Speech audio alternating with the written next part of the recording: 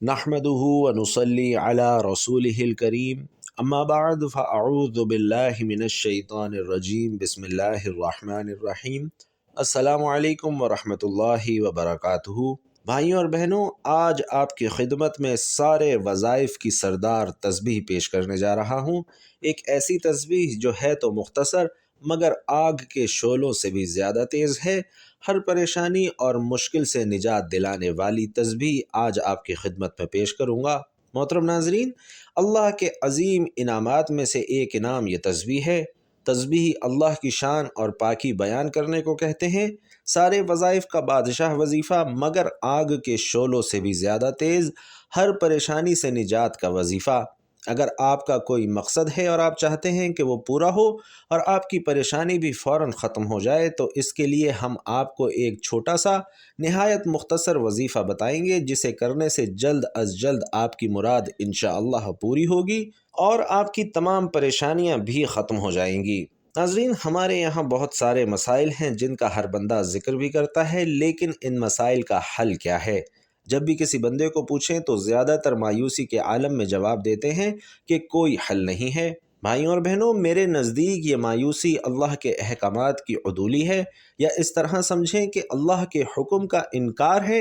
हमें ये बात समझनी चाहिए कि ये कायनात जिस रब ने बनाई है उसने पूरे पूरे तवाज़न के साथ बनाई है, और इस कायनात में कोई ऐसा मसला नहीं जो हल ना हो सके। कायनात का मालिक खुद फरमाता है कि मैं किसी जान को उसकी बर्दाश्त से ज़्यादा तकलीफ़ नहीं पहुँचने देता। अल्लाह ने हर मुश्किल का हल भी बताया है और हर तकलीफ़ का मदावा भी दिया है। अब ये इंसान पर मुनहसर है कि वो सोचते किस तरह हैं और अमल क्या करते हैं। जब मैं सोचता हूँ तो मेरी सोच सबसे पहले अम्बिया अलैहिमुस्सलातु वस्सलाम की तरफ जाती है कि उनके सामने कितनी मुश्किलात होती थीं, कैसी कैसी बिगड़ी कौमों से उनका वास्ता पड़ा और उन्होंने कितनी मुद्दत मेहनत की, जिहाद किए, फिर जाकर अपना निज़ाम कायम करवाया। नाजरीन, लफ्ज़ निज़ाम पर ज़्यादा गौर कीजिएगा। लेकिन बाज़ बदकिस्मत कौमों ने अपने अम्बिया के निज़ाम को कबूल ना किया, तो फिर उनका जो हशर हुआ उसका अहवाल कुरान पाक और तारीख़ की किताबों में मिलता है, लेकिन इन कौमों का निशान नहीं मिलता। अब ये कहकर अपनी जान छुड़ा लेना कि अल्लाह के अम्बिया की बात ही अलग थी, हम वो काम कर नहीं सकते, गफलत के सिवा और कुछ नहीं है। तमाम अम्बिया अलैहिमुस्सलातु वस्सलाम आम इंसानों की शक्ल में ही इस दुनिया में आए और आम इंसानों के अंदर रहकर ही जिद्दोजहद की, और कई अम्बिया अलैहिमुस्सलातु वस्सलाम को इंतहाई मुश्किलात का सामना भी करना पड़ा। कई की हिम्मत में लग़ज़िश भी आई और कई एक को अल्लाह की तरफ से तंबीह भी की जाती रही। अल्लाह के इन्हीं अहकामात जो कुरान करीम में भी दर्ज हैं, इसके अंदर इंसान को मायूस होने से मना भी किया गया है। साथ ये भी बताया कि ए बंदे, तेरा काम अल्लाह के हुक्म के मुताबिक जिद्दोजहद करना है, नताइज हासिल करना नहीं है। फिर हम किस तरह कुछ किए बगैर ही ये नतीजा अखज़ कर लेते हैं कि हमारा माशरा और हमारा इनफरादी हाल काबिल इस्लाह नहीं है। जो लोग ये कहते हैं कि हमारा माशरा काबिल इस्लाह नहीं है, क्या उन्होंने जिद्दोजहद करके देख ली है? क्या उन्हें अपने हकीकी मसाइल का इदराक है? क्या उन्हें दूसरी कौमों की तारीख़ पढ़ी है? क्या उनका अल्लाह पर पुख्ता ईमान नहीं है? नाजरीन, हमारा एक ही मसला है और वो मसला है निज़ाम का। हमें आज तक किसी ने दुरुस्त निज़ाम की तरफ रहनुमाई नहीं की। पहले पहल बाहर से आने वालों ने बर्रे सग़ीर के अंदर अपनी बादशाहत कायम रखने के लिए वही कुछ किया जिससे उनका तसल्लुत कायम रहे। फिर पाकिस्तान बनाते वक्त भी वो अपने मोहरों को हमारे ऊपर मुसल्लत कर गए ताकि बैनुल अक़वामी सतह पर उनके हुकूक का तहफ़्फ़ुज़ होता रहे। अगर हम गौर करें तो जिन अम्बिया कराम ने कामयाबी से अपनी कौमों को राह रास्त पर लगाया, बिलखुसूस हमारे नबी आखिरुज़्ज़मा सल्लल्लाहु अलैहि वसल्लम ने जिस तरह दीन इस्लाम को फैलाया और एक मजबूत रियासत की बुनियाद रखी, नाजरीन, ये सब एक बेहतरीन निज़ाम की वजह से ही मुमकिन हो सका था, क्योंकि आम इंसान को तहफ़्फ़ुज़ चाहिए होता है। जब उसको किसी निज़ाम में अपना तहफ़्फ़ुज़ नज़र आता है तो वो उस निज़ाम को कबूल कर लेता है, क्योंकि इंसान बुनियादी तौर पर लालची है, इसलिए वो सबसे पहले अपना फ़ायदा देखता है। जैसे आजकल हर नौजवान यूरोप अमेरिका की तरफ भाग रहा है, इसकी वजह इसके सिवा क्या है कि इन ममालिक में ऐसे निज़ाम मौजूद हैं जिसमें आम आदमी को तहफ़्फ़ुज़ हासिल है। अगर हमारे मुल्क में भी एक ऐसा निज़ाम कायम किया जाए जिसमें वसाइल की तलाश और उनके दुरुस्त तकसीम का बंदोबस्त हो, جس میں انصاف ہو اور سب کے لیے برابری ہو، جس میں ہر فرد کو اس طرح تحفظ کا یقین دلایا جائے کہ اس کی جان، عزت، مال، آبرو محفوظ ہے اور اس کی تمام بنیادی ضروریات کی فراہمی ہو، تو پھر کیوں نہ لوگ اس نظام کو قبول کریں گے۔ ہمارے ملک میں پے در پہ دھوکے ہوئے حکمرانوں، اور یہاں حکمرانوں سے مراد صرف سیاستدان نہیں، سب لٹیرے ہیں۔ سب نے عوام سے جھوٹے وعدے کیے اور ملکی وسائل کو لوٹا، اور آخری عوامی حکومت کو 1977 میں ختم کرنے کے بعد ملک کو اندھیروں کی طرف دھکیل دیا، اور یہ سلسلہ ہنوز جاری ہے۔ اب ہم نے خود فیصلہ کرنا ہے کہ اسی اندھیرے میں ٹکرے مارتے ہوئے روتے رہنا ہے کہ اس معاشرے کا کچھ نہیں ہو سکتا، یا پھر اس اندھیرے سے نکلنے کی جد و جہد کرنی ہے۔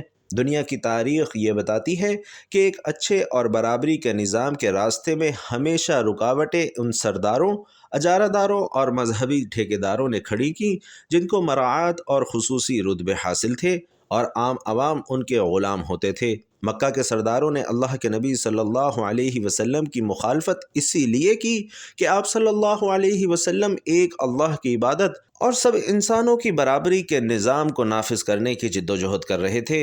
انسان کو اس کی زندگی میں مختلف پریشانیوں اور مسائل سے دوچار ہونا پڑتا ہے۔ وہ ان مصائب کو کیسے برداشت کرے اور کس طرح ان مسائل سے چھٹکارے اور نجات کی راہ اپنائے۔ ان مصائب کو برداشت کرنے اور ان کو آسان تر بنانے کا سب سے بہترین طریقہ یہ ہے کہ مومن کے لیے ہر وقت یہ تصور پیش نظر رہے کہ یہ دنیا دارالامتحان ہے، یہ دائمی گھر نہیں ہے، یہ عمل کی جگہ ہے، اور آخرت دارالجزا ہے، بدلہ وہاں ملے گا۔ مزدور صبح سے شام تک، کسان بویائی سے کٹائی تک تمام تکالیف، سردی کی شدت، دھوپ کی حدت اور عمل کی محنت اس لیے برداشت کرتا ہے کہ مزدور کو شام ڈھلنے پر اجرت کی امید اور کسان کو کٹائی کے وقت پھل کی توقع ہوتی ہے۔ مومن بھی دین پر عمل کی راہ میں مصائب کی بھٹیوں میں اپنے آپ کو اس لیے جلاتا ہے کہ اسے گناہوں کے میل کچیل سے پاک صاف ہو کر دخول جنت کی توقع ہوتی ہے۔ آخرت کے آرام و راحت اور وہاں کی نعمتوں کے مقابلے میں دنیا کے مصائب، بلکہ یہاں کی اعلیٰ سے اعلیٰ درجے کی نعمت بھی کوئی اہمیت نہیں رکھتی۔ اللہ کا دستور اس دنیا میں یہ ہے کہ جو بندہ جس قدر اللہ عز و جل کا مقرب اور محبوب ہوتا ہے، اسی قدر اسے اس دنیا کے احوال اور پریشانیوں سے دوچار ہونا پڑتا ہے۔ حدیث میں مومن کے لیے دنیا کو قید خانہ قرار دیا گیا ہے، اور ظاہر ہے کہ قید خانے میں آدمی کو گھر کی طرح سہولیات اور آرام نہیں مل سکتا۔ حضرت سعد رضی اللہ تعالی عنہ سے روایت ہے کہ نبی کریم صلی اللہ علیہ وسلم سے دریافت کیا گیا کہ مصائب اور شدائد میں سب سے زیادہ کون ہوتے ہیں؟ تو حضور صلی اللہ علیہ وسلم نے فرمایا کہ سب سے زیادہ مصائب میں انبیاء ہوتے ہیں، پھر اس کے بعد درجہ بدرجہ دوسرے افضل ترین لوگ۔ آدمی کی اس دینداری کے لحاظ سے آزمائش ہوتی ہے۔ اگر وہ دین میں سخت ہوتا ہے تو اس کی آزمائش بھی سخت، ورنہ ہلکی۔ آدمی پر مصائب کا سلسلہ اس وقت تک رہتا ہے کہ وہ روئے زمین پر بغیر گناہ کے چلتا ہے، یعنی مصائب کی وجہ سے اس کے سارے گناہ دھل جاتے ہیں۔ ناظرین کرام، ایک حدیث میں حضور اکرم صلی اللہ علیہ وسلم کا یہ بھی ارشاد ہے کہ بڑا بدلہ بڑی آزمائش کے ساتھ ملتا ہے۔ اللہ جس قوم کو چاہتا ہے اسے آزمائش میں مبتلا فرماتا ہے۔ جو شخص اس آزمائش پر اللہ سے راضی رہتا ہے، اللہ بھی اس سے راضی رہتا ہے، اور جو اللہ سے ناراض ہو جاتا ہے تو پھر اللہ بھی اس سے ناراض ہو جاتا ہے۔ جو شخص مصائب میں دنیا کی عدم پائیداری، اس کے مقابل آخرت کی زندگی کے دوام و بقا، اور مصائب میں اللہ سے قرب اور نزدیکی کے تصور کو ذہن میں رکھے گا، اس کی مشکلیں اس کے لیے کسی حد تک ضرور کم ہو جائیں گی۔ مصائب و آلام اور اس کے درد اور کسک کو دور کرنے اور ان مصائب و پریشانیوں کے بادلوں سے لطف خداوندی اور عنایات ایزدی کی بارش کے متلاشی کے لیے یہ بھی ایک آسان نسخہ ہے کہ وہ بیماریوں، پریشانیوں، تنگ دستیوں میں اجر خداوندی، ثواب آخرت، گناہوں اور خطاؤں سے پاکی کی بشارتوں کو پیش نظر رکھے۔ اس طرح اس کے مصائب اس کے لیے ایمان و یقین کی تازگی، فکر آخرت میں اضافہ اور پائے ثبات و استقامت میں مضبوطی کا باعث ہوں گے۔ ایک حدیث میں حضور اکرم صلی اللہ علیہ وسلم کا ارشاد گرامی ہے کہ مرد مومن کو جو بھی دکھ، تکلیف اور جو بھی اذیت پہنچتی ہے، یہاں تک کہ جو کانٹا بھی اسے چبھتا ہے، تو اللہ اس کے ذریعے اس کے گناہوں کی صفائی کر دیتا ہے۔ جبکہ ایک دوسری روایت میں ہے کہ بندہ مومن کو جو بھی کانٹے وغیرہ کی تکلیف پہنچتی ہے تو اللہ عز و جل اس طرح اس کے گناہوں کو جھاڑ دیتا ہے جیسے سوکھا درخت اپنے پتوں کو جھاڑ دیتا ہے۔ ناظرین کرام، بعض مرد مومن اور بعض مومن عورتوں پر مصائب اور حوادث کبھی ان کی جال، کبھی ان کے مال اور کبھی ان کی اولاد پر اس طرح آتے ہیں کہ اس کے نتیجے میں ان کے گناہ جھڑتے ہیں اور وہ مرنے کے بعد اللہ عز و جل سے اس حال میں ملتے ہیں کہ ان پر کوئی گناہ نہیں ہوتا۔ دنیا کے مصائب اور آزمائشیں آخرت کے عذاب کے مقابلے میں کوئی حیثیت اور کوئی اہمیت نہیں رکھتی۔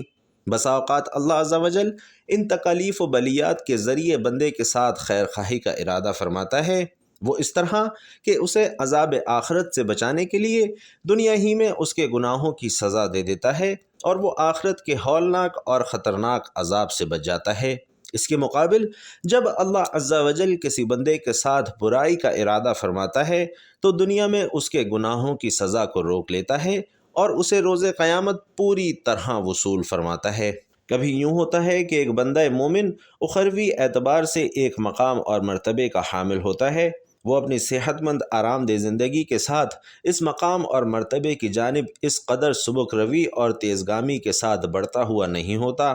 اللہ عز و جل اسے اس کے طے شدہ مقام تک پہنچانے کا سامان یوں فرماتا ہے کہ اس پر مصائب و حوادث کا بوجھ ڈال کر اسے اندیشہ ہائے زمانہ اور غم ہائے زمانہ میں مبتلا کر کے اس کے طے شدہ مقام تک پہنچا دیتا ہے۔ اسی کو اللہ کے رسول نے یوں فرمایا کہ جب بندہ اللہ کے یہاں ایک مرتبے کا حامل ہوتا ہے جسے وہ اپنے عمل کے ذریعے حاصل نہیں کر سکتا تو اللہ اسے اس کی جان یا مال یا اس کی اولاد میں مصیبت مبتلا فرماتا ہے، پھر اسے ان مصائب پر صبر کی توفیق دیتا ہے، پھر اسے من جانب اللہ طے شدہ مقام تک پہنچا دیتا ہے۔ مصائب کی نعمت خداوندی ہونے پر یہ روایت بھی دلالت کرتی ہے کہ جس وقت روز قیامت دنیا میں مصائب برداشت کرنے والوں کو ثواب دیا جا رہا ہوگا، اس روز اہل عافیت بھی یہ چاہیں گے کہ کاش ان کے جسم کی کھال دنیا میں قینچیوں کے ساتھ کاٹی جاتی۔ ایک روایت میں مصائب و مشکلات کے گناہوں کے ازالے میں اثر انگیزی کو بیان کرتے ہوئے حضور اکرم صلی اللہ علیہ وسلم نے حدیث قدسی کی شکل میں یوں بیان فرمایا کہ اللہ فرماتا ہے، میری عزت اور جلال کی قسم، جس شخص کی میں مغفرت اور بخشش کا ارادہ کرتا ہوں تو اس کے جسم کو بیماری میں ڈال کر اور اس کی روزی کو تنگ کر کے اس کی ہر غلطی اور گناہ کو مٹا دیتا ہوں۔ جیسا کہ مذکورہ بالا احادیث سے معلوم ہوا کہ مصائب میں بندہ مومن کا رجوع اللہ تعالیٰ کی طرف بڑھ رہا ہے تو یہ مصائب اس کے حق میں رحمت خداوندی کے نزول کے عنوان ہیں، لیکن بندہ چونکہ کمزور اور ناتواں ہوتا ہے وہ رحمت خداوندی کا ادراک نہیں کر سکتا، وہ اپنی آخرت کے بناؤ اور بگاڑ کے پہلو سے واقف نہیں ہوتا، وہ دوسروں کی مانند اپنے آپ کو بھی خوشحال اور فارغ البال دیکھنا چاہتا ہے اور وہ حقیقت میں بھی مصائب کو برداشت کرنے کی سکت بھی اپنے اندر نہیں پاتا، اس لیے اللہ سے عافیت کو طلب کرتا رہے، دعاؤں کے اہتمام کے ذریعے بارگاہ خداوندی میں اس بات کی التجا کرتا رہے کہ اللہ اس کی بیماری کی نعمت کو صحت کی نعمت اور بے روزگاری کی نعمت کو روزگاری کی نعمت سے بدل دے۔ دراصل اللہ بندے کو مبتلا مصیبت کر کے اس کی عاجزی اور بندگی کے مظاہرے کو دیکھنا چاہتا ہے۔ ظاہر ہے دعا سے بڑھ کر اپنی عاجزی اور بے بسی کا اظہار بندہ اپنے دوسرے اعمال کے ذریعے کہاں کر سکتا ہے، بلکہ دعا کو احادیث میں حاصل عبادات قرار دیا گیا ہے۔ مصائب میں مبتلا شخص ان دعاؤں کا خوب اہتمام کرتا ہے کہ اے اللہ، میں تیری رحمت کی امید کرتا ہوں، تو مجھے پل بھر بھی میرے سپرد نہ کر اور میرا سارا حال درست فرما دے، تیرے سوا کوئی معبود نہیں، اور کہتا ہے یا حی یا قیوم برحمتک استغیث، یعنی اے زندہ اور اے قائم رکھنے والے، میں تیری رحمت کے واسطے سے فریاد کرتا ہوں، اور کہتا ہے کہ اللہ میرا رب ہے، میں اس کے ساتھ کسی کو بھی شریک نہیں بناتا۔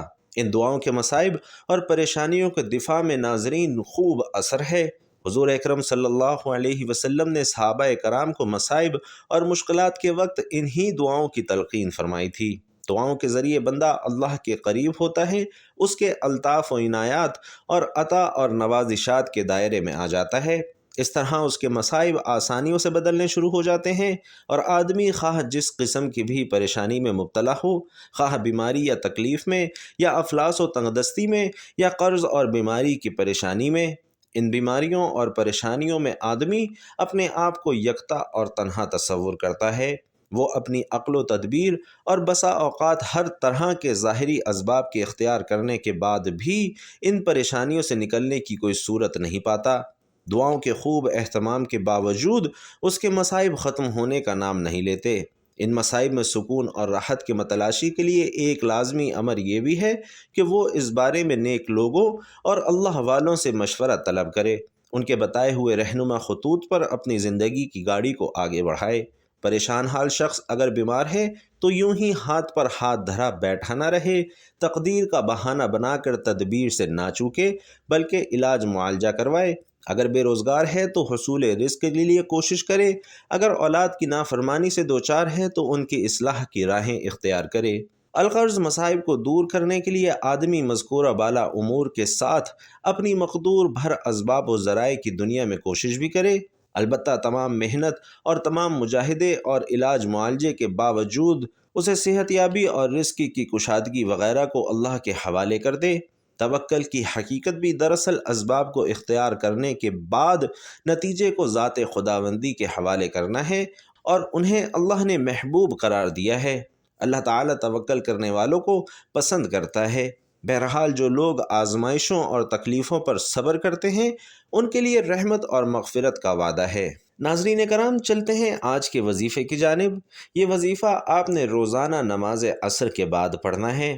اگر آپ روزانہ نہیں پڑھ سکتے تو ایک دن کا یہ وظیفہ آپ کو پوری زندگی کے لیے بھی کافی ہوگا، کیونکہ یہ بہت طاقتور اور مجرب وظیفہ ہے۔ یہ وظیفہ پڑھنے سے انشاءاللہ آپ کی تمام پریشانیاں دور ہوں گی، اور آپ کے رزق کی جتنی بھی تنگی ہے یہ وظیفہ پڑھتے ہی انشاءاللہ اللہ آپ کی رزق کی تنگی کو بھی دور کر دے گا۔ یہ وظیفہ آپ کسی بھی حاجت کے لیے پڑھ سکتے ہیں۔ آپ کی جو بھی حاجت ہے اسے ذہن میں رکھتے ہوئے کہ میں اس حاجت کے لیے یہ وظیفہ پڑھ رہا ہوں۔ اگر آپ کو پیسوں کی تنگی ہے، رزق کی پریشانی ہے، کوئی بیماری ہے، قرض سے نجات کے لیے، بیٹے بیٹیوں کے رشتوں کے لیے آپ یہ وظیفہ کر سکتے ہیں۔ نماز عصر کے بعد آپ نے اللہ کی خاص تسبیح پڑھنی ہے جو کہ اللہ کو بہت ہی زیادہ پسند ہے، اور اس تسبیح کے پڑھنے کی برکت سے آپ اللہ سے جو کچھ مانگیں گے اللہ آپ کو ضرور عطا کرے گا۔ آپ نے روزانہ جب تک آپ کی مشکل ختم نہ ہو بعد نماز عصر جائے نماز پر بیٹھ کر یہ وظیفہ پڑھنا ہے۔ محترم ناظرین، کوئی بھی وظیفہ شروع کرنے سے پہلے درود پاک لازمی پڑھا جاتا ہے۔ میں اپنی ہر ویڈیو میں یہ کہتا ہوں کہ درود پاک کی ویسے بھی کثرت کیا کریں۔ جب آپ کوئی وظیفہ یا تسبیح یا دعا مانگیں تو اول و آخر درود پاک لازمی پڑھیں، تو دعا، وظیفہ اور تسبیح کے قبول ہونے کے امکانات زیادہ ہو جاتے ہیں۔ درود پاک پڑھنے کے بعد آپ نے ایک تسبیح سورۃ الاخلاص کی پڑھنی ہے۔ سورۃ الاخلاص پڑھنے کے بعد آپ نے 33 مرتبہ استغفر اللہ کی تسبیح پڑھنی ہے، اور آخر میں پھر درود پاک پڑھنا ہے۔ درود پاک پڑھ کر آپ نے اللہ سے اپنے مقصد کی، اپنے حاجت کی دعا مانگنی ہے۔ انشاءاللہ اس عمل کی برکت سے آپ کی تمام پریشانیاں دور ہو جائیں گی، اور آپ کے رزق کے جتنے بھی مسائل ہیں انشاءاللہ وہ بھی حل ہو جائیں گے۔ انشاءاللہ آپ کی ہر جائز مراد پوری ہوگی اور تمام پریشانیاں ختم ہوں گی۔ میری اللہ سے دعا ہے کہ اللہ ہم سب کی تمام پریشانیوں کو دور کرے، ہم سب کو 5 وقت کا نمازی بنائے، اللہ ہم سب کے رزق میں فراوانی عطا کرے، میرا سنانا اور آپ کا سننا اپنی بارگاہ میں قبول و منظور فرمائے، آمین یا رب العالمین۔ ناظرین، میری آپ سے گزارش ہے کہ اللہ تعالیٰ کے 99 ناموں میں سے کوئی ایک نام لکھ کر کمنٹ باکس میں ضرور شیئر کیجیے گا۔ اللہ تعالیٰ ہم سب کا حامی و ناصر ہو، آمین۔ السلام علیکم ورحمۃ اللہ۔